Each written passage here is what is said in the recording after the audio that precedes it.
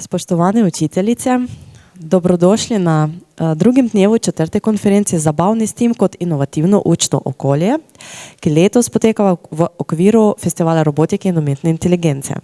Včeraj ste spoznali številne inovativne pristope za popestritev vzgojno-izobraževalnega procesa. Danes bomo nadaljevali z raziskovanjem, kako lahko s tem pristopi robotika in umetna inteligenca prispevajo k bolj dinamičnemu, ustvarjalnemu in interdisciplinarnemu poučevanju ter k učinkovitejši pripravi mladih na izzive prihodnosti. Zdaj sledi predavanje Uporaba umetne inteligence, prihodnost je tukaj, kako jo bomo oblikovali, v katerem bodo predstavljene možnosti, ki jih umetna inteligenca prinaša v izobraževanje in vsakdanje življenje. Predavanje vodi gospod Matija Torlak iz Digital School. Izvolite. Bom jaz kar tukaj, prav? Seveda, še boljše. Ja, ne, kaj bo bolj cool. Na zvočniku sem se moral navaditi. Ok, jaz sem Matija, prihajam z Digital School. A mislite, da bo umetna inteligenca naredila disrupcijo v našem svetu? Ne? Ja, je že. Dobesedno mislite, da imamo še kakšno delovno mesto testerja? Veste, kaj je tester? Tester je ki je popravljal kodo za ki je pisal kodo. Da še obstaja to delovno mesto? Ja, obstaja delovno mesto, koliko je zaposlenih na tem delovnem mestu? Ne več veliko. Dejansko šlo bo delovno mesto za delovnim mestom. Bomo tudi pogledali, kaj to pomeni za delovno mesto učitelja. Mi smo Digital School, delamo tečaje za mlade, izobraževanje za učitelje, delavnice za šole, delavnice za podjetja, tehnične dneve, take zadeve. Danes vsak mesec nastane tam okoli 10.000 novih AI orodij. Koliko mislite, da jih umre vsak mesec? Glih toliko. A so to AI orodja, ki imajo dodana vrednost za človeštvo? Ja, mogoče jih je par, velikih je pa tudi zelo neumnih pa nevarnih. Kaj to pomeni neumnih pa nevarnih? Od tega, da se gradijo že družbena omrežja za AI bote, to pomeni, da se AI pogovarja sam s sabo, z boti, do tega, kar bomo tudi danes videli, ki so, ne vem, chat boti, ki se lahko pogovarjam s svojim namišljenim motorjem ali pa svojim namišljenim BMW-jem ali pa svojim namišljenim likom iz TV serije. Pač to nima dodane vrednosti, je pa veliko orodij, ki pa ima dodano vrednost. Kaj je za vas? Pomemben je, da imate neko konstanto, pa da se navadite, kako ta orodja delajo, pa da čim bolj natrenirate to orodje, ki ga vi uporabljate. Bomo pogledali, kje so ta orodja. IMF, Mednarodni denarni sklad, je rekel, da bo nekaj 60% delovnih mest v razvitih gospodarstvih imelo vpliv. Bo izpostavljeno vpliv umetne inteligence, 60%. Mislite, da bo vodovodar tudi izpostavljen? Tudi bo. Zakaj? Zaradi tega, ker bomo imeli zelo malo tudi robote, danes Maše ni tukaj iz DVSofta. Dejansko delovni roboti prihajajo. To so roboti, ki so veliki 160 cm, imajo 50 kg, pucajo, perejo, zlagajo cune, karkoli hočete. Koliko mislite, da stane danes tak robot? 20 do 30 tisoč dolarjev. A se nauči karkoli mu hočete, da naredi to, če mu rečete, žogi se z mojim psom, on mu bo podajal žogo. Jaz, ko smo videli, kako te roboti izgledajo, ta prva stvar me je zanimala, koliko ima močen tale stisk zapestja, 20 kg, zakaj, če bo ponoč prišel do mene, pa me bo zadavil, malo se hecam, ampak pač, ko smo gledali specifikacije, je mene to zanimalo. Tako da to, 60%, imeli bomo dvojni učinek na delovna mesta. Zakaj dvojni učinek? Tisti, ki bojo imeli dostope do dobrih AI orodij, pa jih bojo znali uporabljati, bojo imeli primerjalno prednost pred tistimi, ki tega ne bojo delali, to že vemo. Zato je tudi tak boj med Kitajsko, Ameriko, kdo bo imel najboljši AI model. Trenutno, a Evropa je tukaj kaj zraven? Bolj ne, no. Dejansko nimamo mi svojih modelov, imamo enega, imamo jih več, samo pač to niso splošno uporabljeni, tako kot ameriški. Imamo povečanje neenakosti, obstaja tveganje, da bo umetna inteligenca poglobila dohodkovne pa premoženjske neenakosti. saj bojo učenci pa starši, ki lahko učinkovito uporabljajo umetno inteligenco, imeli prednost pred tistimi, ki ne zmorejo. To vemo danes. Učenci, če pravilno uporabljajo umetno inteligenco, imajo dostop do neomejenega znanja, tako kot pač je pa to hitro dostopno znanje.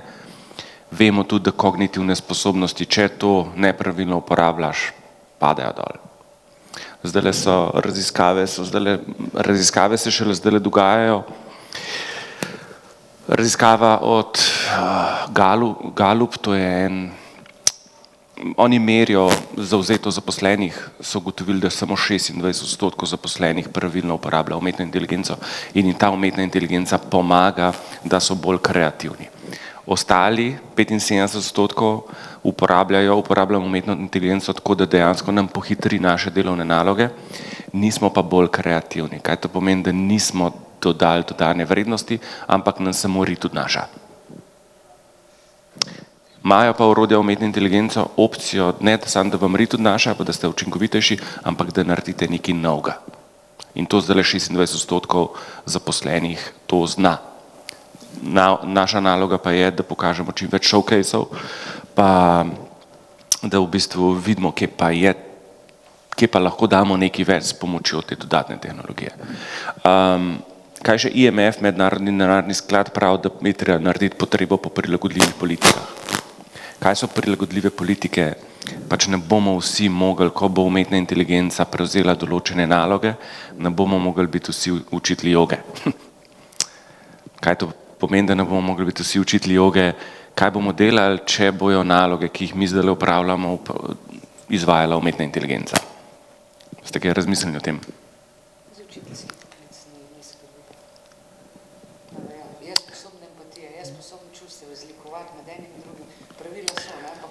Ja. Nimamo iste vatle pri otrokih za vse. Ne, nimamo. To umetna inteligenca ne zmore.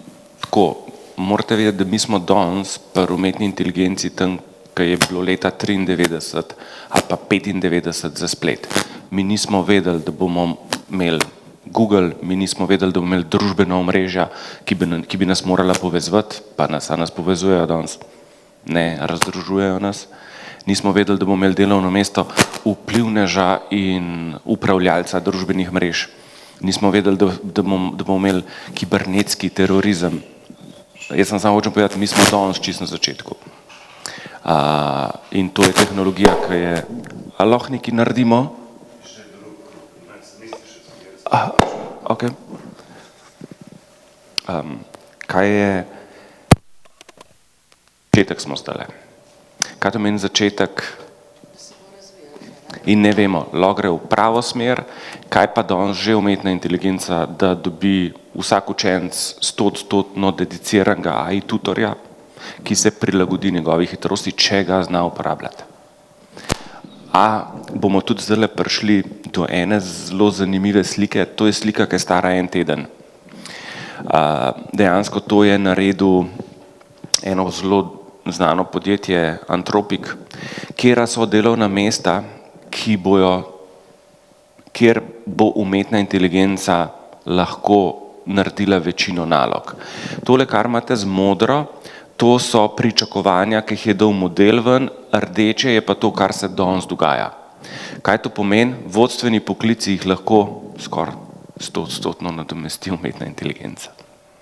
Kaj to pomeni vodstveni poklici? Prosim? Ja, pač to management je, pač mu lahko zelo pomaga. To pomeni, ne govorimo tukaj, da nadomesti, govorimo o tem, to je raziskava, pomoč. Ja, poslovanje in finance, računovodstvo z pravilnim delom bo AI zelo lahko nadomestil oziroma pomagal. Računalništvo in matematika tudi bo ne toliko visok kot ta dva, ampak dejansko, kaj ste zdaj videli, vodstveni poklici, poslovanje in finance, pravo in pisarna in administracija. To so stvari, kjer bo najhitrejši napredek oziroma kjer je dodana vrednost, da dejansko so dosti ponovljivi procesi in se jih umetna inteligenca lažje nauči, tako bom rekel. Medtem, ko arhitektura in inženirstvo, socialne veščine, izobraževanje, je pa to težje. Kaj to pomeni? Do nekega nivoja lahko pride pomoč, ne gledate odstotke, zaradi tega, ker so zelo zavajajoči, pa smo čisto na začetku, medtem ko pa varovanje, zaščita, zdravstvo, prehrana in strežba, vzdrževanje okolice, osebna nega, prodaja, malo manj kmetijstvo, gradbeništvo, pač tukaj pa je še vedno toliko fizičnega dela, da v prvi fazi ne bo umetna inteligenca lahko toliko pomagala. A kakšno vprašanje? Se strinjate? To je ena raziskava, raziskav bo veliko. No. Je kaj scary to? Je. Raziskava je tako, ne? Mislim, odvisno od koga, kdo je naročnik. Ja, definitivno. Tukaj je naročnik Anthropic, to je podjetje, ki proizvaja orodja za umetno inteligenco. Ja, to so raziskave, zdajle sam pa, kaj pa vemo, je pa, da pisarna in administracija, vodstveni poklici, poslovanje pa pravo. Za pravo. Tako kot namerijo na internetu, pa kot otrok učimo, ne? Informacije treba precej, samo to je bistveno, ne? Mislim, je pa fajn, da človek vidi, kam pa staco moli. Kam pa staco moli. In tukaj se dejansko vidi, kam pa staco moli. Je pa 4 področja, imamo umetna inteligenca. Eno je NLP, temu se reče prepoznavanje človeškega jezika in generiranje le-tega, to so naši chatboti, kopiloti, pač vsi od ChatGPT-ja do Gemini-ja. Pa imamo strojni vid. Strojni vid je computer vision, to so kamere na avtih, vsi senzori.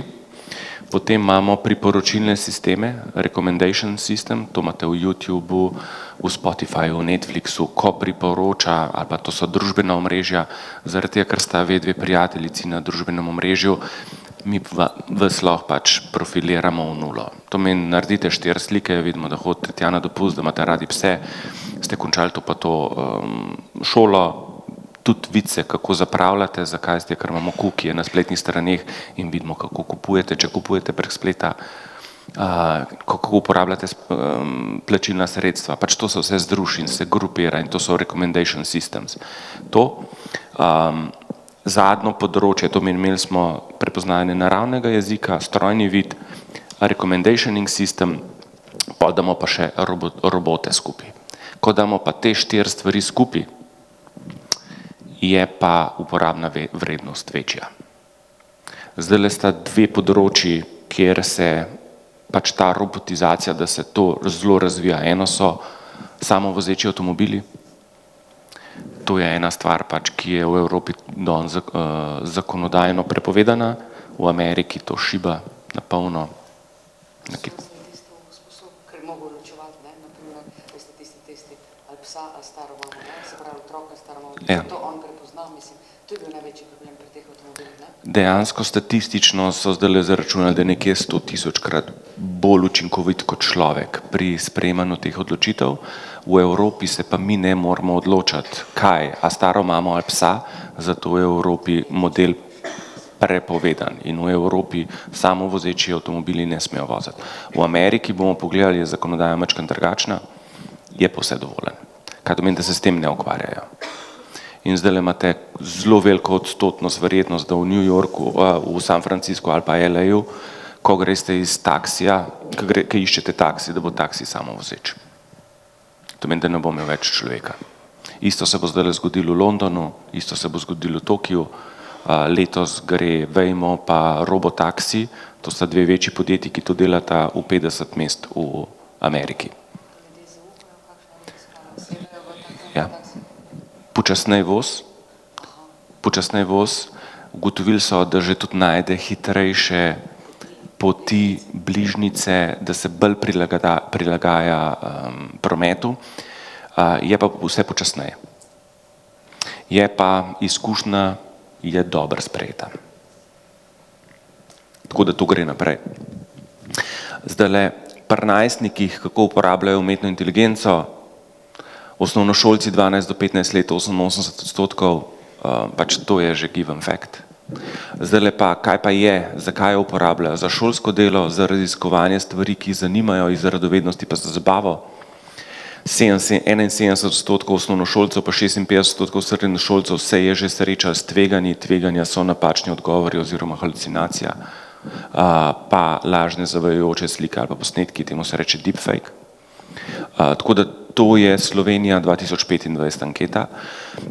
Kaj pa je ključno, oziroma kaj pa se moramo zavedati, da je 16% osnovnošolcev pa 15% srednješolcev je bila že žrtev nekaterih oblik spletnega nasilja, ki se ga je izvajalo s pomočjo generativne umetne inteligence, medtem ko so pa 8% osnovnošolcev je priznalo, da je namerno uporabljalo generativno umetno inteligenco, da je škodovalo drugim. To so te scary stvari, ki se pa dogajajo. Kaj to pomeni, da je on vzel sliko in zdajle bom pa jaz to sliko priredil. Kje to vidijo? Posod. Če to ameriški predsednik naredi in obleče, naredi sliko z Michelle pa Baracka Obama, bivši predsednik pa prva dama, pa jih da v telo opice, pač je vzor. In če je on tak vzor, kaj moramo mi narediti kot učitelji? Izpostaviti, da to je res narobe. Pač to je, ne da je narobe, to je pač res narobe. Tukaj različna regulativa uporabe umetne inteligence po svetu. Imamo 3 sisteme. En je ameriški, kitajski pa evropski. Ameriški je vse dovoljeno razen osredotočanje na inovacije pa gospodarsko rast. Tukaj dejansko zakone pa zakonodajo pišejo velika tehnološka podjetja, ki so pač dajo predlog za administracijo. Velika tehnološka podjetja, vemo, kjera so. Google, kjera še? Apple je ven iz igre padel, bomo povedali zakaj. Apple je pri umetni inteligenci malo ven padel. Samo pri umetni inteligenci, ampak je pa ven padel. Imamo Microsoft, imamo OpenAI, imamo Anthropic, pa imamo Amazon, teh 5, te velikih. In te zdaj gradijo omrežja, arhitekturo za umetno inteligenco v Ameriki. Kitajska, nič ni dovoljeno razen, kdo reče, kaj je lahko, osredotočenje nacionalne interese pa varnost. Kdo reče, kaj lahko, kaj ne? Partija. Kaj to pomeni, je zelo enotaktno vodeno. Na Kitajskem je masovni nadzor s pomočjo umetne inteligence legalen. Kaj to pomeni? Oni imajo tudi scoring, to pomeni, če greš čez rdečo luč, boš ting dobil na telefon 2 točki dol. Pa ima pa Evropa, je pa določa temeljne pravice pa skrbi posameznika, uravnoteži inovacije s temeljnimi pravicami malih podjetij pa varnostjo. Evropa je edina, ki ima akt Evropske unije o umetni inteligenci, EU akt, lani je bil sprejet. Evropa ima edina, ki ima GDPR, to pomeni varovanje osebnih podatkov, plus ima piškotke, cookieje. Amerika tega ne pozna. Tako sem, da imate majčken. Tega ni. Kaj to pomeni? Jaz, če imam danes cookieje, vidim, kaj vi delate na spletnih straneh, se kaj potrudite, pa date te cookieje stran, dajte se potruditi. Zakaj ste? Ker mi lahko cookieje potem združimo z vašim obnašanjem družbenih omrežij, pa karkoli podatkov puščate sledi. Vsi pa puščamo zdajle sledi. Mi, ko gremo v šole, je zelo velikokrat se zgodi, pa otrokom govorimo ne puščati osebnih podatkov, tudi recimo na omrežjih, na orodjih umetne inteligence. Ja, smo pa mi starši, ki jih puščamo. Kaj to pomeni, kad dvakrat kihnemo, kaj ne naredim, sem malo prehlajen, teče mi iz nosa, do tega, da damo krvne slike not, do tega, da damo slike zlomljenih rok. Ja, otrok. A si bo to orodje zapomnilo? Ne vemo. Kaj to pomeni? Nimamo sledljivosti. Mi ne vemo, kdo vse to vidi, ne vemo, kje se te podatki shranjujejo, definitivno pa vemo, da so orodja umetne inteligence umetno inteligenčna. Kaj to pomeni? Če znate pravilno napisati besedilni ukaz, vam bojo veliko stvari rešili. Jaz dam lahko pač primer iz osebne uporabe, pač zapomne si, kaj sem kdaj delal, ti imaš pa to, pač kupoval sem neko opremo za en voden šport, ker vem, da imaš ti blagovno znamko tega in tega, ti pa to ne bo šlo zraven. A sem mu jaz v unmu promptu povedal, da mu to ne boš, pač da me to zanima? Ne. Sem si zapomnil. Usmeritve umetne inteligence pri Evropski uniji je tako, da generativno umetno inteligenco znotraj AI Acta Evropske unije o umetni inteligenci mlajši od 13 let ne smejo uporabljati.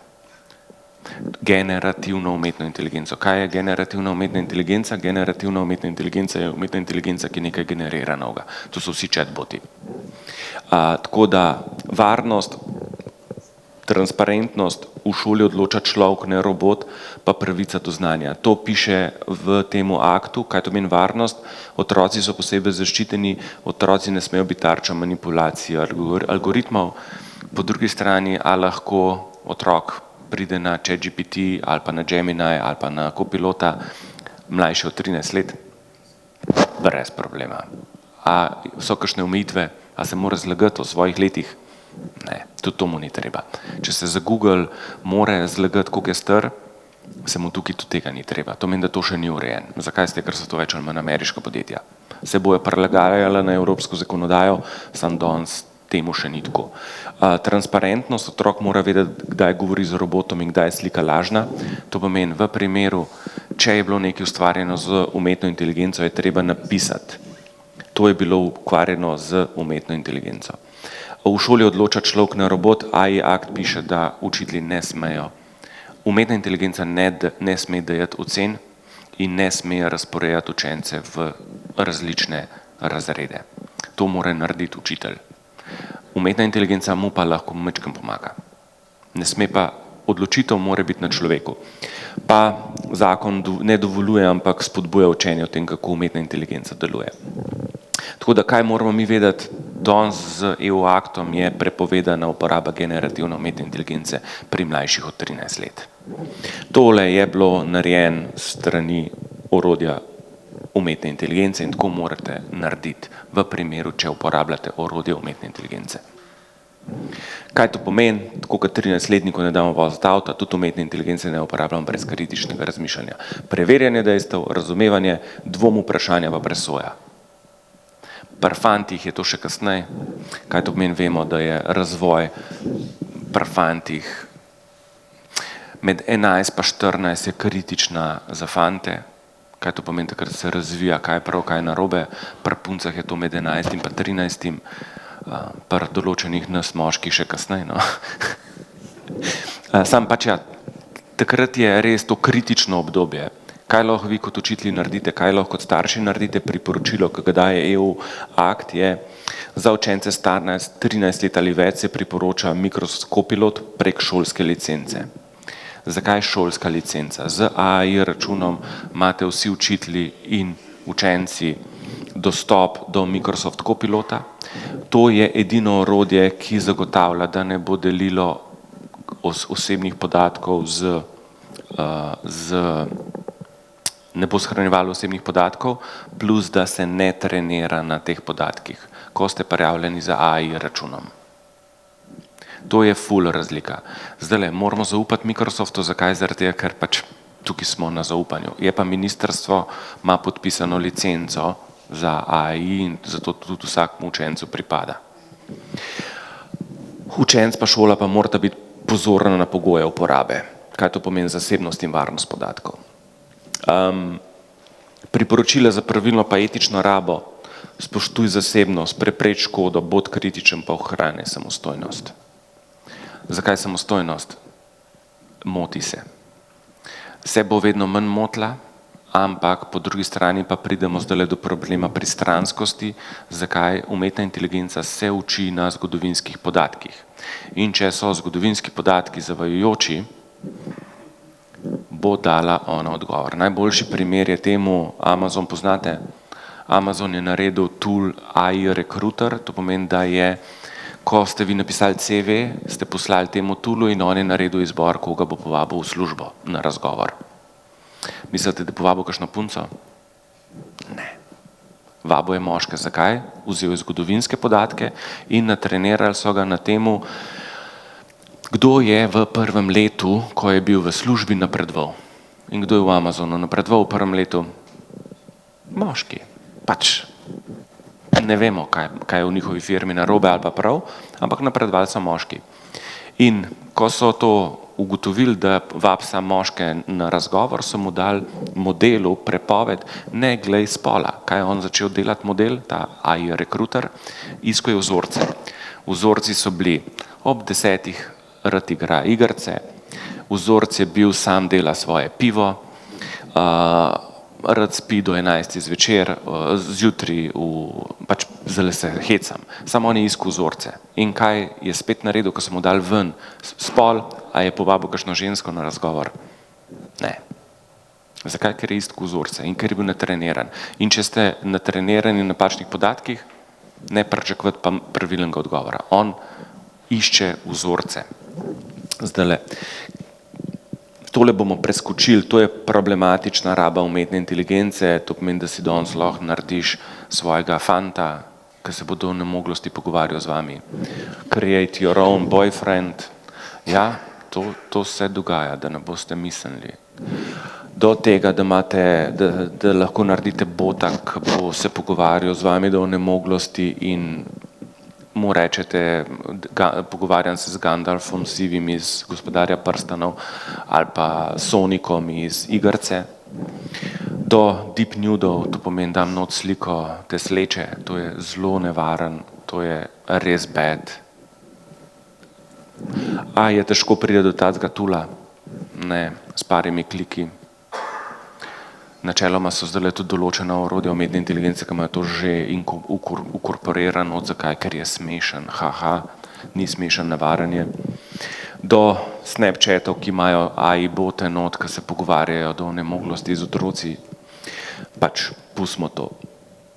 Kdo je lastnik vsebine, ki jo ustvari umetna inteligenca, ni pravno, ni enotne mednarodne zakonodaje, ki bi to jasno urejala. Danes ima lahko avtorsko pravico le človek.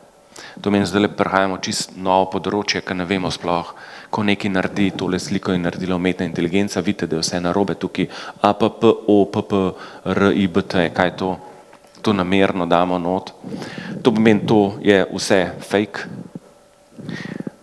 Statistični model računa največjo statistično verjetnost naslednjega tokena. Bomo pa pogledali, kaj je token. To pomeni naslednjega tokena.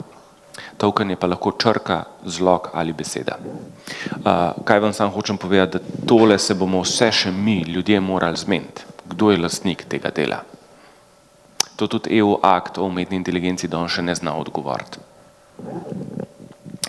To pomeni, umetna inteligenca je nadpomenka različnim tehnologijam in je akademska disciplina, ki je bila ustanovljena leta 1956. Kaj to pomeni? Umetna inteligenca je samo pojem. Umetna inteligenca kot taka danes ne obstaja. Kaj to pomeni? Imamo naravno pa umetno inteligenco. Umetna inteligenca hoče posnemati našo naravno umetno inteligenco, ampak to je samo zvrst enih tehnologij od machine learninga, strojnega učenja, deep learning, globokega učenja do NLP, natural language processing, to je prepoznavanje človeškega jezika pa generiranja do velikih jezikovnih modelov. To pomeni deep learning. Kako to zgleda? To zgleda tako. Umetna inteligenca je nadpomenka, pol je ena tehnologija, je strojno učenje. To je, ko imamo zadosti veliko količino podatkov, lahko stroj boljš napove nekaj, kot bi to napovedal človek. Ko imamo veliko količino podatkov. Znotraj strojnega učenja imamo pa globoko učenje, to je pa tehnika strojnega učenja, ki posnema način, kako ljudje pridobivajo znanje. To meni uporablja statistiko, pa napovedno modeliranje z obdelavo podatkov, pa sprejemanje odločitev. In znotraj tega globokega učenja imamo mi generativno umetno inteligenco. To so pa posebni modeli globokega učenja, ki so sposobni narediti nekaj novega. In znotraj generativne umetne inteligence imamo NLP, to meni prepoznanje človeškega jezika in velike jezikovne modele. Kaj je velik jezikovni model? To je, recimo OpenAI, to je podjetje, ki je naredil ChatGPT, je posnel cel internet. Kaj to pomeni? Vse spletne strani in je začel iskati vzorce, kaj se ponavlja in je natreniral ta model, da če jaz vpišem nek prompt je besedilni ukaz in rečem globoko učenje je zelo, mene zanima, kaj bo zdaj prišlo za tem zelo Oni so posneli cel internet, to pomeni vse spletne strani. A imamo danes na internetu večino knjig? Gor. Imamo. To pomeni, da tudi vse knjižnice posnejo, to pomeni, da to je res enormna količina podatkov in on statistično računa verjetnost naslednje besede. In ker je tukaj globoko učenje zelo, on statistično gleda ta model, kje je že videl te vzorce in reče, 43% je verjetnost, da je za zelo uporabno vam pride in da ta output ven. Ko da on ta output ven, globoko učenje je zelo uporabno, ta uporabno da na to stran in se začne zmišljati naslednjo besedo. S tem, da ni to beseda, ampak je token. Kaj pa je token? Token je pa, da je ta veliki jezikovni model začel delati, je moral on vse to spremeniti v binarni zapis. In kaj je naredil? Razrezal je besede na neke znake in tem znakom je dal številko. In je vse spremenil v številke. In zdaj imamo nekje temu poprečju 150 tisoč tokenov in za 150 tisoč tokenov mi pokrijemo vse jezike in vsa besedila. In to je odzadaj samo mašina kamele. Tukaj v tej mašini not kamele si morate predstavljati, da je nekje 10 milijard enostavnih matematičnih kalkulacij, da on zračune, kjer je največja verjetnost naslednjega žetona. 10 milijard do 100 milijard. Enostavnih, govorimo o linearni regresiji, ki ste matematiki, veste, kaj je linearna regresija, relativno simpel zadeva, ampak je toliko velik strojne moči v zadnji. Tako da, pomembno razumevanje, veliki jezikovni modeli ne razumejo besed, oni samo računajo, katera beseda bi se statistično najbolj prilegala prejšnji. Ker pa je to natreniran na res veliki količini podatkov, je pri tem ratu relativno uspešen. Zna prepoznati ton jezika, a si vesel, žalosten, jezen, zna pisati v takih tonih, zna tudi majčkeno se prilagoditi vam, piši kot učitelj kemije za 8. razred, bo pisal kot učitelj kemije. Če mu pišem, piši kot profesionalni arhitekt, bo pisal kot profesionalni arhitekt. Če mu pišem, napiši kot pravnik z 30 let izkušenj, bo pisal kot pravnik z 30 let izkušenj. A se bo zmotil? Bo, ampak vedno manj.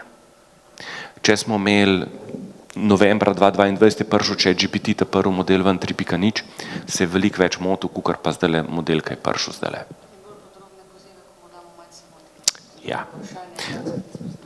Ja, dejansko, če dam jaz tukaj več tokenov not, bo on lažje najdel vzorce tukaj.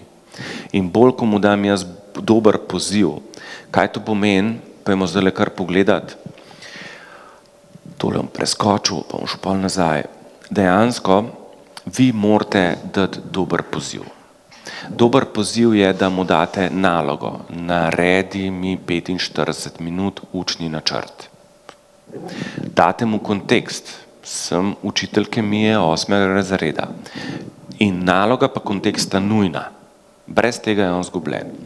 Primer pa vloga sta dobra, da date not. Kaj to pomeni primer? Lahko mu date PDF ali pa Word dokument, priložite. Tako izgleda učni načrt, ki sem ga naredila sama, da mu date nek primer. Vloga piši kot, da si učitelj za 20 let izkušnjami. V Sloveniji. Zakaj v Sloveniji? Ker on ne ve, a ste vi v Mehiki ali v Sloveniji. Če ga ne naučite. Oblika pa ton sta pa opcijsko. Oblika je naredi mi 45-minutni učni načrt v Word dokumentu, na koncu mi pa naredi še pregledno tabelo. To meni, v kateri obliki hočete. Ton je opcijsko, piši kot entuzijastičen učitelj, piši kot razvajen učitelj, piši kot učitelj, ki je strog in boste videli, če date to not, bo razlika. Prompt je pa besedilo ali pa navodilo, ki ga vnesemo, da ustvarimo odziv sistema umetne inteligence. Je pa tako, ustrajite z enim orodjem, zakaj? Zaradi tega, ker se bo naučil in on si jo tudi zapomnil. Zakaj imamo različne jezikovne modele? ChatGPT od OpenAI, le Chat je francoski, ta edini od večjih modelov, ki je bil narejen v Evropski uniji, žal so ga decembra prodali Američanom. Grok je od Elona Muska, ta ima že majčkeno drugačno zgodovino, kaj to pomeni. Je majčkeno pristranski, zakaj, ker je od zadaj že tudi politično malo naučen. DeepSeek je kitajski, Anthropic je ameriški, tale je bil na začetku Anthropic je Claude, ne vem, če ste videli, ste zdaj Anthropic pa ChatGPT, kar fajtata. Pentagon je prekinil pogodbo z Anthropicom prejšnji teden za 200 milijonov. Zakaj? Zaradi tega, ker je Anthropic rekel, da ne bo dovolil uporabe njegovih modelov na samovozečih dronih, to meni brez, da bi ga uporabljal človek, pa za masovni nadzor ljudi. In kaj je Pentagon rekel? Pentagon, ja pa boš to naredil. Anthropic je rekel ne, kaj so naredili, prekinili so pogodbo z Anthropicom, Pentagon. V eni uri po tem, ko je Anthropic prekinil pogodbo, se je OpenAI javil, bomo pa mi naredili. Pa imamo pa Copilota. Kaj? Podpisali so že pogodbo. Podpisali so pogodbo. No, vidite. Jaz se malo hecam, ampak ja, tukaj, to so, vsi delajo isto, so pa majčkeno drugačni. Zdajle, Copilot chat je edini, ki reče, ko ste vpisani z AI računom in imate tale zelen ščitek, pogovori se ne shranjujejo, nihče nima dostopa do podatkov, pa podatki se ne uporabljajo za treniranje modelov. To je ena stvar, ki jo pač omogoča Microsoft, pri vseh ostalih ne vemo, kam se pošiljajo podatki, veliko je nejasnosti glede avtorskih pravic. So pa to vaši pomočniki, ne dajo popolne rešitve. To morate se zavedati. Kakšno vprašanje? A že pokažem, kako se dober prompt napiše?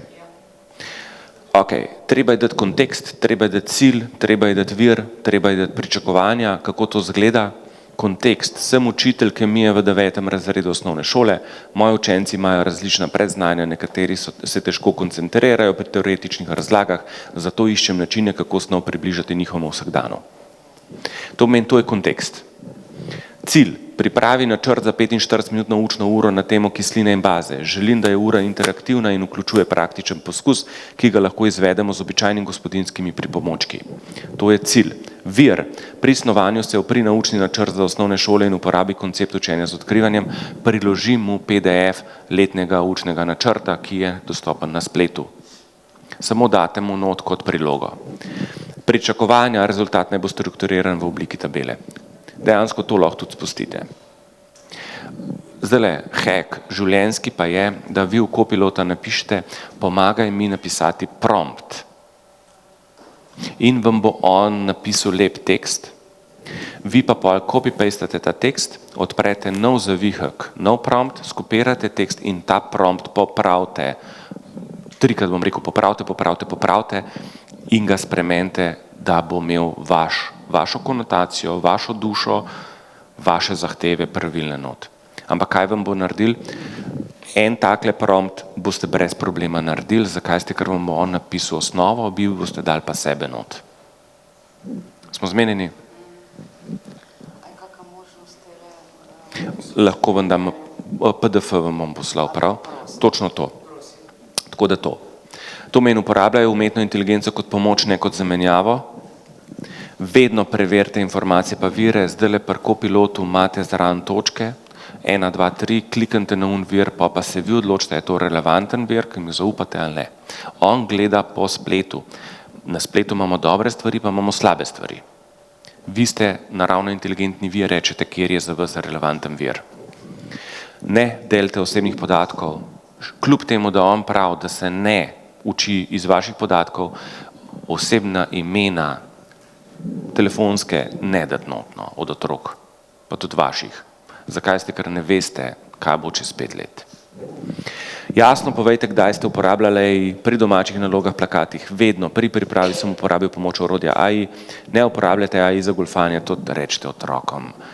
Če bojo uporabljali AI za učenje, naj nujno napišejo pomagaj mi pri tej teremi uporabi Sokratovo metodo učenja. Ko damo mi Sokratovo, se bom pokazal, kako to izgleda, uporabljajte le varna in preverjena orodja, ohranite kritično razmišljanje. Cool. Morate še vedeti, takoj, ko uporabljate orodje umetne inteligence, bo naredil napako. A vidite, UPRR. Vedno. Zdajle so že modeli, ki delajo manj napak, ampak vi se boste zelo mučili, zato pač jaz sem danes tukaj primer. So pa orodja, ki tega ne delajo več in tudi nov Copilot še boste ga lahko, tudi za slike, pa za ikonografije je zelo dober, boste ga lahko, večkrat ga boste uporabljali, manj bo napak delo. Ok, zakaj je dober? Razlaga na več načinov, dodatne vaje, vizualni primeri. Tukaj je uporabna vrednost velika. Če jaz napišem, sem otrok in narečem, naredi mi, učim se gibanje in hitrost, naredi mi vaje, pa nauč me gibanje in hitrost in mu dam v prompt.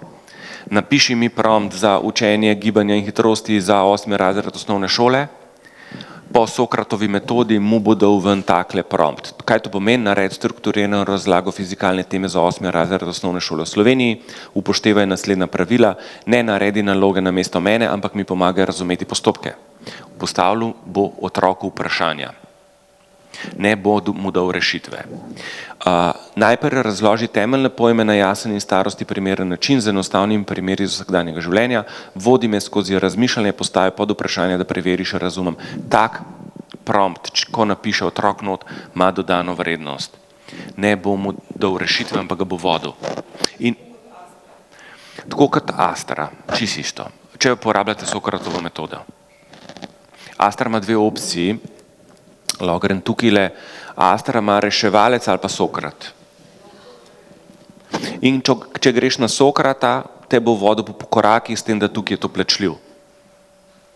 Copilot ima to zastonj. Ampak mora dati not to po Sokratovi metodi. Jaz imam tudi lastnega sina, dejansko, moraš pogledati zgodovino, zakaj ste, kaj ga dobiš takoj, kdaj je nalogo napisal. Je sicer starejši od 13 let, vemo, da je 90% ste videli, da uporabljajo srednješolci, na faksu 96%, ampak če uporabljaš pravilno, ima dodano vrednost.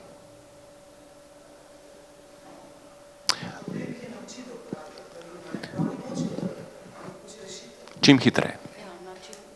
Sam tukaj pa pol vi dobite, učitelji. Prav, boš imel pa težjo, ponavlji. Zakaj ste, ker dejansko vemo, da se zgublja kognitivna moč, kapaciteta. To je mišica, možgani so mišica. In če ne treniraš, gremo dol. A imamo problem? Ja, pač to bom zdaj takole šel zelo hiter čez. Zdaj pa prihajajo AI agenti. Če je bil LLM ti si dal besedilni prompt in ti je dal on ven nazaj besedilni output, L-agent je pa nov generacijo orodij, ki ne samo da odgovarja na vprašanja, ampak dejansko izvaja naloge v vašem imenu. Kaj to pomeni? Da on reši nalogo sam in jo da v output, ki jo vi hočete. A je to Excel tabela, ali je to odgovorjen mail, ali je to, ne vem, karkoli. To pa zdaj le prihaja ven. Any questions? Zlata pravila, umetna inteligenca je pripomoček, preverite informacije, spoštujte pravila, zlata pravila, vedno citiraj vire, razumi, kar uporabljaš, ne samo kopiraj, vprašaj učitelja, če nisi prepričan, zaščite svoje osebne podatke, pa boste pošteni pri nalogah pa testih. Zakaj? To je orodje, danes ne da 100% rešitev, lahko vam pa pomaga pripraviti pri administrativnih zadevah, pri zabavnih zadevah, kvize, danes hud kviz ali pa bilo kjer kviz narediti je takole, kaj pa je ključno, da vi vsa vprašanja in odgovore greste čez. To meni on vam pomaga, vi ste pa tisti, ki popravljate. Izvolite.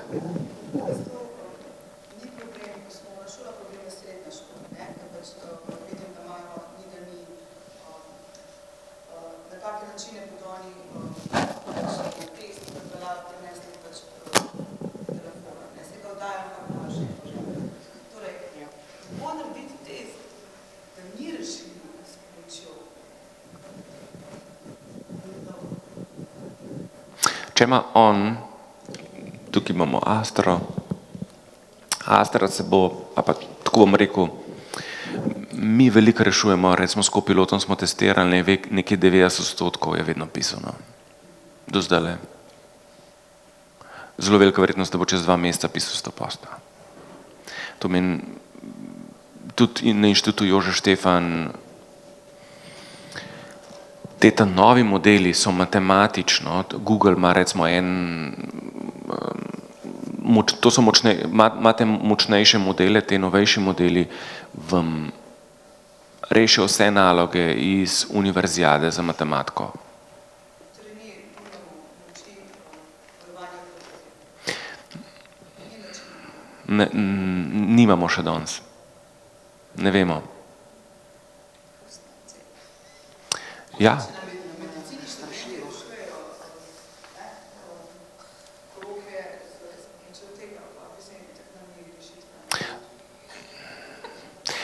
Ja, keče v tem, kaj vse se bo spremenilo. Dobesedno danes je bila že v medicini, so v Ameriki orodja, kjer pomagajo, AI pomaga brati slike rakavih tvorb. Kaj so ugotovili? Dejansko, da Amerika danes rabi 800% več radiologov. Zakaj? Zaradi tega, ker so s tem orodjem videli, da je brez zdravnika ne gre, mu pa zelo pomaga. In kaj to pomeni, da predetektira kot zdravnik? In so ugotovili, da toliko več pacientov lahko obdelajo in v prejšnjih fazah to pomeni, da je ozdravljivost večja. Je pa to pomočnik, ni nadomestek. Ura je 10, s tem smo mi konc. Če rabite pomoč, da vam pridemo na vašo šolo, razložiti tudi učencem, pišite nam info@digital school, mi delamo etično uporabo umetne inteligence, tehnične dneve, ker je to treba z mladostniki se pogovarjati in jih učiti, ker mislijo, da vse vejo, pa nič ne vejo. Koliko porabi energije? Za 1 kWh lahko naredite 345 promptov, to je enako, kot če prevozite 5,8 km z električnim avtom ali pa naredite 89 rezin toastov. Pač samo da imate mačken feeling. 3-krat več porabi energije kot Google Search. To je to. Najlepša hvala. Za vsa vprašanja sem cel dan z vami tukaj, tako da bomo imeli pa tudi delavnico prav na praktični uporabi Copilota, ko bomo šli pa prav delati. Ja, hvala Matija. Z veseljem. Hvala vam.